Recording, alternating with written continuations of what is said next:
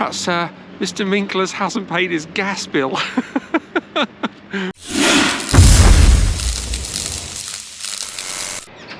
Good morning from Maastricht in the Netherlands. It's quite a beautiful day today. It's about 8 degrees and it's rather pleasant walking along the Muse River. See all the boats lined up. We're out of season, of course, being December. I'm sure in the summertime this quayside here is a hive of activity with tourists waiting to catch their boat. But I got one day to explore Maastricht, and I dare say I'll return because there are other towns and cities in the area that I want to explore. So, to make the most of my one day here in Maastricht. And of course, Maastricht is famous for the Maastricht Treaty, which was signed here on the 7th of February 1992. That's established the European Union. It's also established the birthplace of the euro currency as well. It's also the birthplace of André Rieu, the famous orchestra leader, conductor and musician, one of the finest in the world. He was born here in 1949. Yeah, it's quite pleasant here. 8 degrees is the temperature forecast for today, and it does feel a little warmer than that. So in this video I'm going to take a little walk along the river and down to the old city walls, and then head into town and try and find a statue of a very clever man. But the city of Maastricht was once a former Roman colony known as Tricetum ad Mossum. Translates as a ford in the Meuse. Romans built a bridge across the river in around the 1st century AD under the reign of Augustus Caesar, and the bridge linked the Roman town here with that of Augusta Ubiorum, formerly known as Colonia Claudia Ara Agrippiensum. What a name for a Roman settlement, and today we call that Cologne. But there's a very fine pedestrian bridge just ahead of me, the bridge of Saint Servatius. Dating from the 13th century, this bridge is 160 metres long, or 525 feet. 9 metres or 30 feet in width, and there are 7 arches which span the river. And the bridge even featured on a postage stamp, first issued in 1968. And as bridges go, it's quite a nice one, I must say. It's quite a nice bridge. But let's head on and find those old city walls.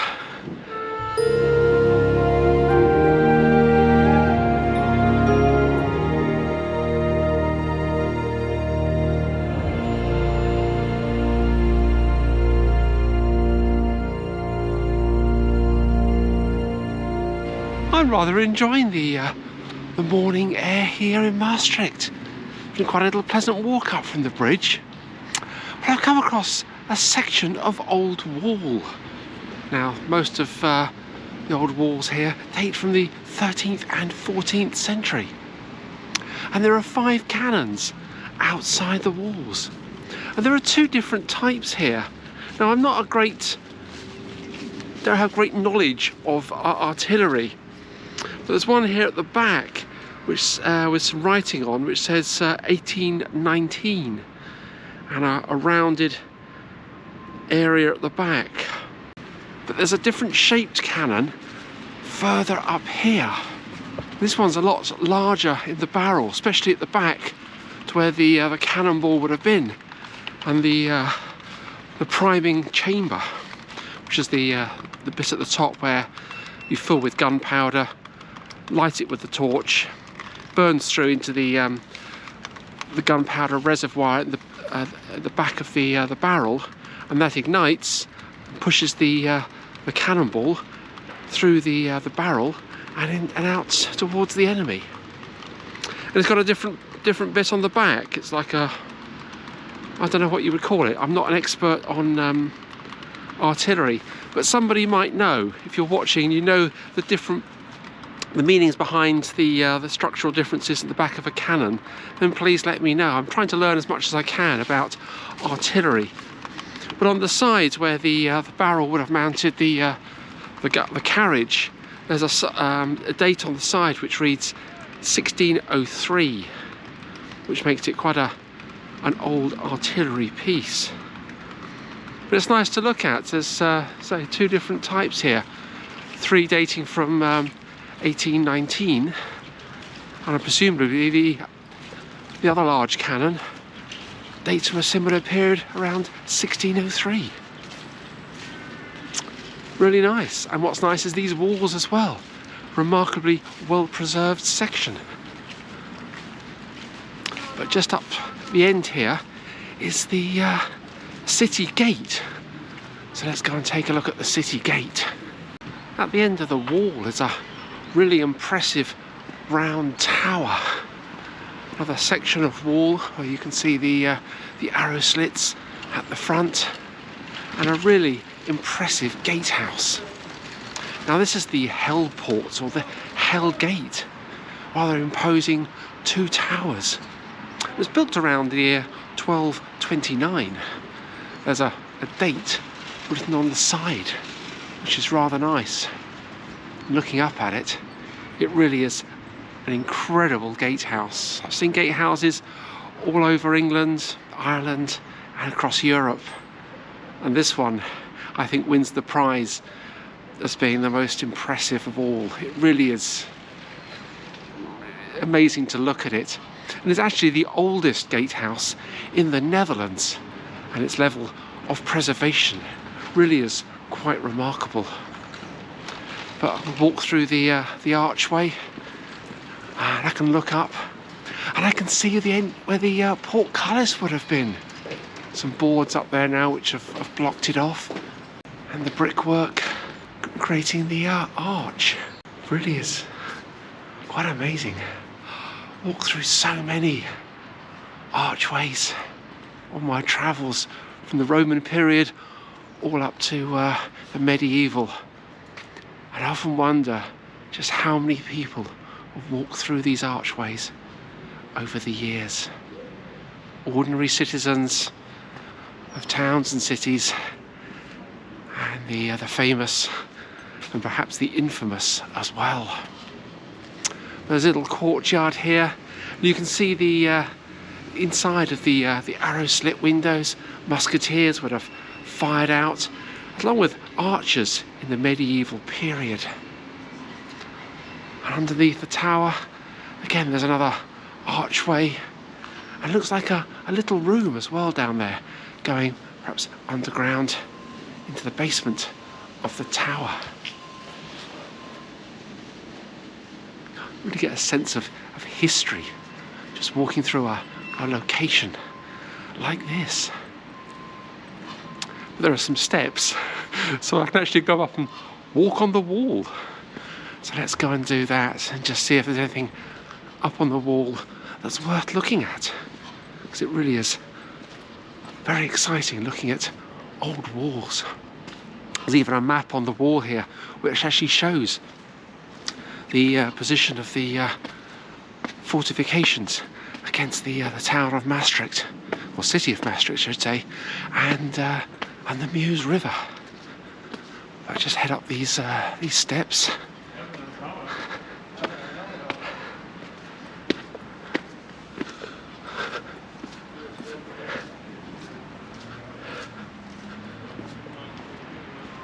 And we're up onto the wall. It's not much up here, but there again, somehow I didn't expect there to be. But it's just nice to walk on a wall of this age. And I still remember my excitement walking on the old Roman walls of the Spanish town of Lugo last year. And if you haven't seen that video, well, you're in for a treat. Especially the discovery that I found in one of the museums. But let's head on into the city centre, following the line of the old wall, head up towards the Basillica and try and find the statue to that very clever man.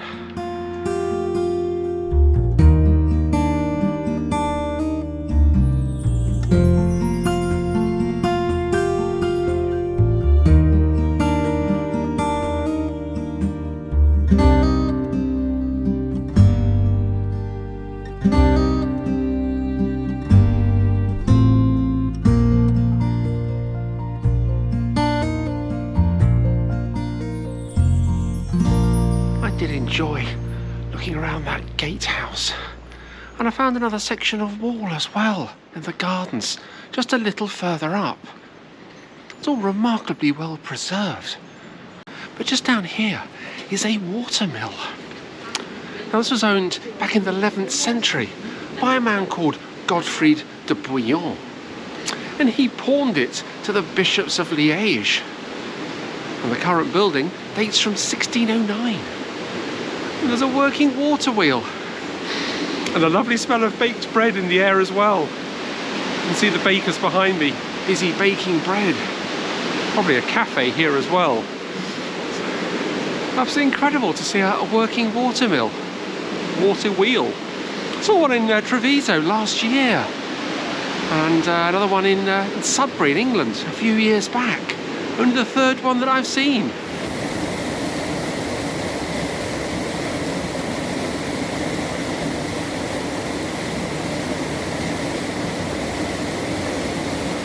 Let's walk into the cafe here, we'll walk into the mill and see what we can find in here. And it's working.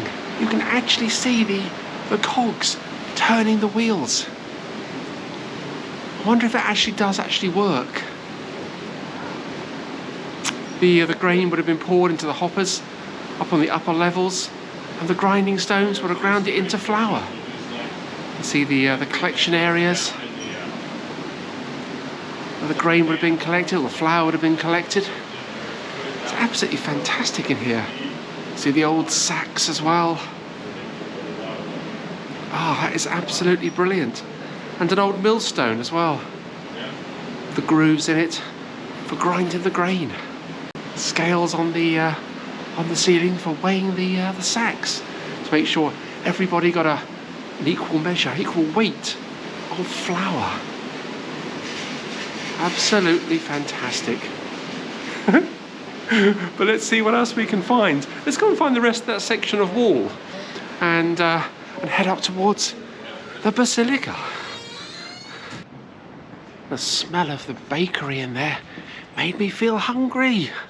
Called into the cafe there and had a latte and a little individual cherry tart. I was talking to the staff in there, and even though the mill does actually work, they're not allowed for health and safety reasons to actually grind flour there, except for demonstration purposes, which I believe they do on a Saturday. All their flour is made in a traditional mill and is imported from just across the border in Belgium. But it's lovely to go in there. It's also lovely to walk past these another section of wall. Also dates from around 1229, same as the Held Gate. Again, it's remarkably well preserved. Maastricht has thrown up a few surprises today, especially those cannons and that water wheel. Absolutely brilliant. But let's head down towards the Basillica. There's another section of wall there, and we'll see what else we can discover on the way up to that statue to a very clever man. There's so much to see just walking through the back streets here. So many little plaques telling you about some of the buildings and the dates. There's just so much here to look at. Definitely needs another few days, I think. This is the back of the Basillica. See the red tower? I think it's of St John's Church, parish church, next to the Basillica. It's quite a magnificent structure. According to legend, the Armenian-born Saint Servatius, Bishop of Tongeren, died in Maastricht in the year 384, and he was interred along the Roman road outside the castrum. The castrum is a Roman fort. And according to Gregory of Tours, it was Bishop Munulf who around the year 570 built the first stone church on the grave of Saint Servatius. And that church was the precursor of the modern Basillica. Saint Servatius is the patron of Maastricht. His feast day is the 13th of May. And he's the patron saint of carpenters and of clog makers. It's amazing what you find on this channel, isn't it? But this is the area here between the between pieces of wall. It's a sort of well, I don't know what you call a piece between two pieces of wall. You can see the archways, one for carts and one for pedestrians, rather similar to the design of Roman archways and gatehouses, one for pedestrians and one for carts. Dates are around 1180 or thereabouts. Even a couple of towers here, but this is all that remains. There's a fine building behind me with some statues on. Just nice to look up at the stonework on the arches. And there's a little statue in one of the recesses here as well, perhaps showing the saint. Somebody sitting on his knee. I don't know who that is, but it's really nice to look up at these walls. But just here is the Basilica. So let's go inside and take a little look, and also at the museum as well. They have a treasury museum, and inside is the grave of Saint Servatius.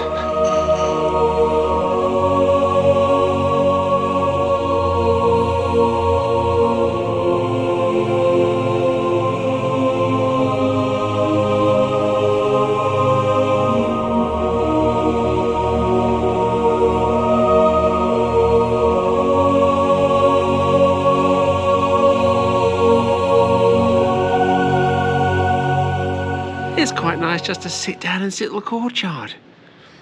Just imagine several hundred years ago, all the clergy taking a walk through here in between services. It's really quiet and peaceful. There's a fantastic old bell in the corner. It was founded in the year 1515 by the bronze casters, a company called Moer. And it was cast in the city of Sertogenbosch, just a few miles north of Eindhoven, between Eindhoven and Utrecht. It was taken out of the tower in 1983. Weighs 6,350 kilos.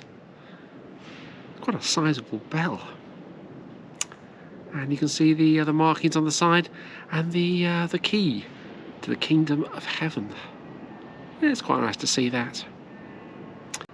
Nice little fountain in the corner, and the gardens. Just look up at the architecture and at the towers to the cathedral, to the Basilica. And it's chiming the half hour.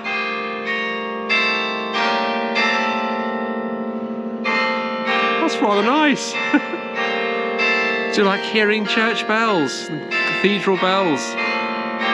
And yeah, that's a rather nice, pleasing sound.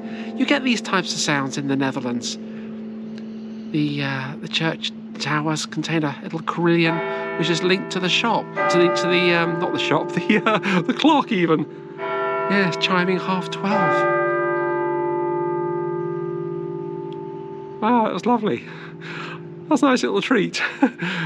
Maastricht is throwing up so many surprises today. That was just another one. But let's go inside, take a look at the Treasury Museum and the Basilica itself.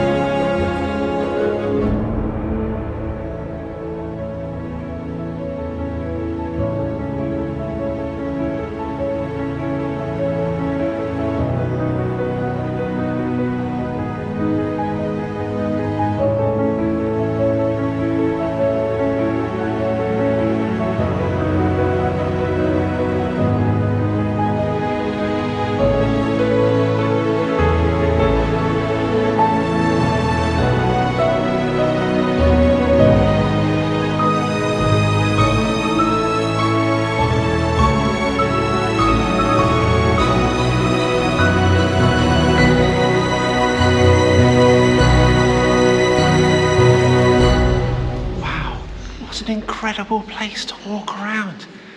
And so nice to walk through the cloisters as well. Quite different from the cloisters you find in English cathedrals. But walking through the treasury, seeing all the items of church plate and vestments on display was really amazing. And the golden bust and jewelled bust of Saint Servatius was just incredible to see. Then to go down to the crypt and see where he was originally buried and some of the foundations of the very first church. Just so exciting to see that. And then there was the southern door. It dates from the 13th century. The marvellous carvings around the side. And the busts, or the statues I should say, of the biblical characters. We've got David and Saul, Moses and Abraham at the end, holding a sword to execute, or sacrifice I should say, his son Isaac to God. Just amazing. I haven't seen a cathedral as full of plates and other items since I was in Lisbon a few years ago.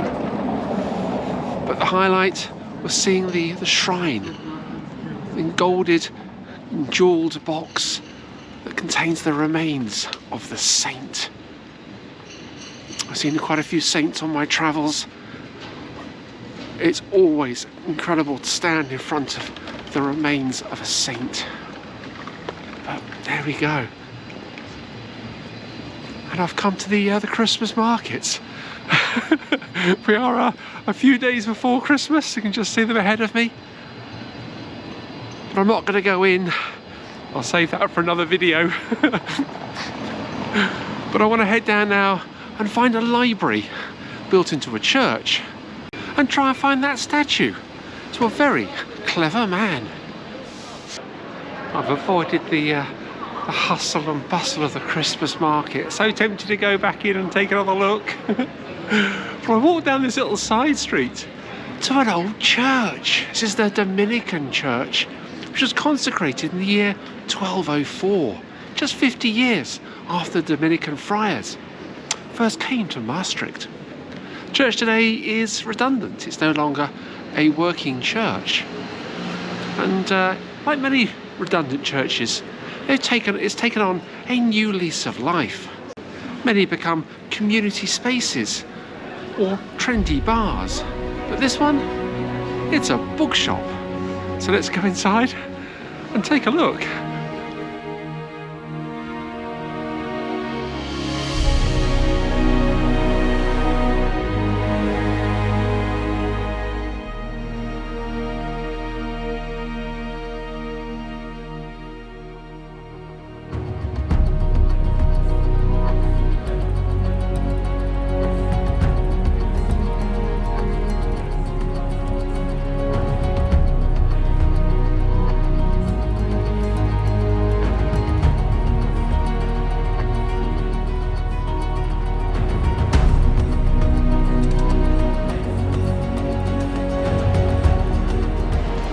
Wow, what a fantastic bookshop. And cool to have it built inside an old church. Mind you, it's great to see old churches repurposed in this way. I just remember in the Middle Ages, there were so many churches within our towns and cities all over Europe. And it's natural that some of them would be unable to maintain a healthy congregation. It's just nice to see them repurposed, especially as a bookstore. That's really quite cool. But let's head on down the road a little further and try and find the town hall and the statue to that clever man. And I've walked down into the market square opposite the Stadhaus, or City Hall. And it's quite a beautiful structure. Built in stone, it dates from 1664, with a bell tower designed by Peter Post. And it's a fantastic example of Danish Baroque architecture. Quite quite a magnificent building, it really is. I do like looking at buildings like this, the stairs up the front and the balcony and the huge windows, and that bell tower really does do it justice as well. Adds a little extra to the fine building that it is. Really is lovely. What I've come to see is the statue up the end to a very clever man, and his name was Jan Pieter Minkelers, born in 1748 and died in 1824. And he was an academic, and the inventor of coal gasification and illuminating gas. Now, coal gasification is the process of producing syngas, which is a mixture consisting primarily of carbon dioxide, hydrogen, carbon monoxide, methane and water vapour. I don't understand what that is, and in my opinion, he's a very clever man. But that's not all. He also discovered how to heat oil, creating a gas that heated hot air balloons. And there's a plaque on the side here which shows coal gasification. Obviously teaching students, explaining his idea, which is brilliant. And on the other side there's a little plaque which shows him heating hot air balloons. Absolutely brilliant. And he's holding a gas lamp, and that's actually lights up what it's supposed to light up. It's supposed to have an eternal flame there. But I came through here last night and had a look at the statue, and it wasn't working, so perhaps Mr. Minkelers hasn't paid his gas bill. Or it's not working, or Maastricht is saving some money. I don't know which, but it's a shame. It would be fantastic to see that producing a flame. And the statue is quite fine in itself. It's created by Bart van Hove. And as statues go, I think that's one of the best that I've seen on my travels, especially to a man who was an inventor. It's very noisy here as well. It's a bus route and a major route into the town, into the city centre. But I'm going to end my video here. I've had a fantastic time walking through Maastricht, and I do intend to visit here again in the near future. Have you visited Maastricht or the area around here? Where did you go, and what do you recommend I come and look at? Leave a comment in the comment section below and let me know. But this is where I end this video. Thank you so much for watching. Don't forget to hit that subscribe button and follow my journey. And a new travel series will start very shortly. But where from? Well, if you subscribe, you will find out very soon. Thank you so much for watching.